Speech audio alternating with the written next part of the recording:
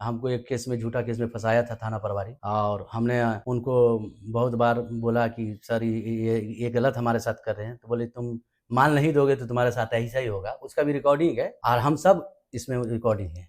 कुछ दिनों पहले कपाली में जमीन विवाद का मामला सामने आया था, जिसमें कुछ महिलाओं ने बाबा रथ नामक युवक पर बाउंड्री तोड़कर उनके जमीन पर कब्जा करने का आरोप लगाया था, जिसके बाद अब दूसरे पक्ष की भी प्रतिक्रिया सामने आई है। आइए जानते हैं उन्होंने क्या कहा। खाता नंबर 305 है, प्लॉट नंबर 456। वो मेरी माँ का नाम पर खरीदा हुआ ज़मीन है।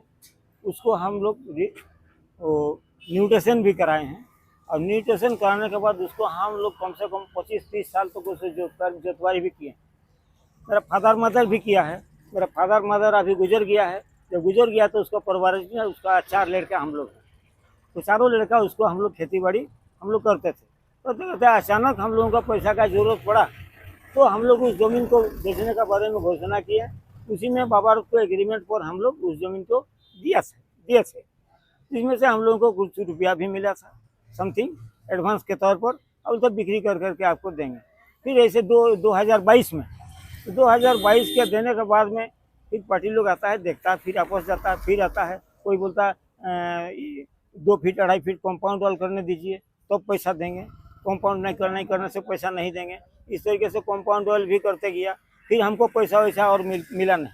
जो मिला नहीं है तो फिर बाबा को हम बोलने जाए तो भाई हमको पैसा दीजिए, तो बाबा बोलता भाई CN का ज़मीन है, बिक्री नहीं हो रहा है, तो फिर हम कहाँ से आपको पैसा देंगे, आपका ज़मीन आप वापस से ले लीजिए। हमसे जो पैसा समथिंग आप एडवांस के तौर पर लिए थे वो हमको अपने ही आप ज़मीन को बेचिए और हमको लौटा दीजिएगा। इस तरीके से बात हुआ।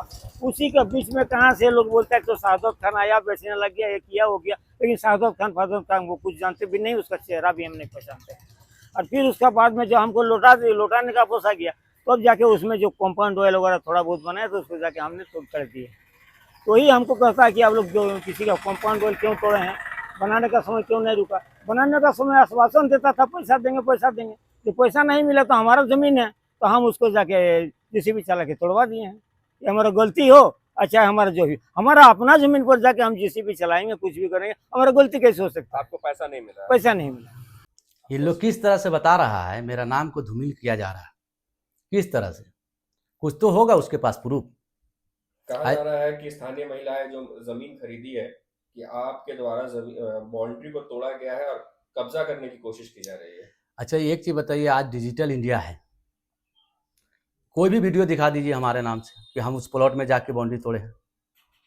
मेरा नाम को सिर्फ धूमिल किया जा रहा है। आज से पहले कभी ऐसा न्यूज़ सुने हैं हमारे बारे में कि उदय कुमार जैसा आदमी तो आप पे दावा किया कि आपने फर्जी दस्तावेज बनाने में सहयोग किया आपने, इसीलिए हमने फर्जी दस्तावेज पेश किए हैं और बनाने में मदद किए हैं।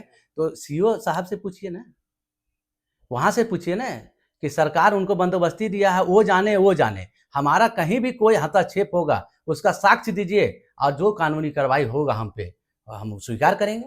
क्या लगता है आपका नाम क्यों लाया जा रहा है? जब आप है ही नहीं, आप कह रहे हैं आप नहीं है उसमें, तो आपका नाम क्यों लाया जा रहा है? इसलिए राजनीति इसके पीछे है, इसके पीछे बहुत षड्यंत्र है।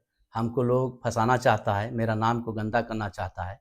एक हम समाज सेवक है, समाज में हमारा अलग एक पहचान है, उस पहचान को खराब करना चाहता है। तो उससे पहचान खराब मेरा नहीं होगा, क्योंकि अच्छे करने वाले का पहचान खराब नहीं होता है। अब बुरे लोग तो हर जमाने में रहा है, अच्छे लोगों का प्रति धूल झोंकने वाले बहुत लोग रहते हैं, उससे हमको फर्क नहीं पड़ता है।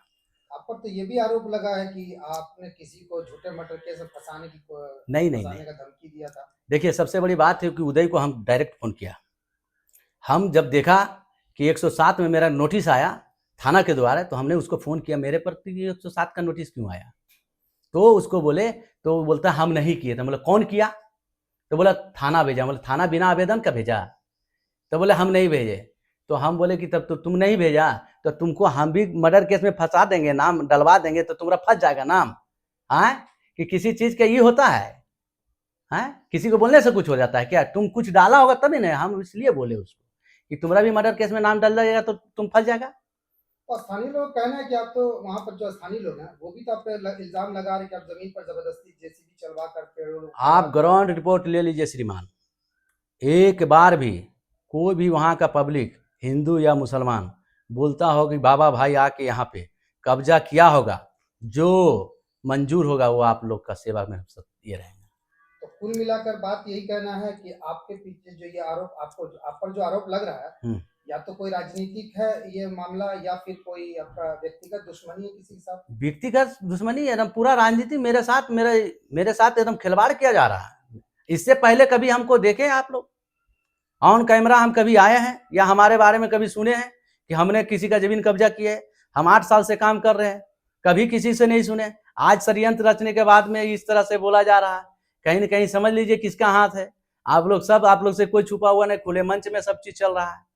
आज आप पत्रकार हैं, आज के पहले कभी हमको जानबो नहीं करते होंगे आप, आज से पहले कभी नहीं जानते होंगे।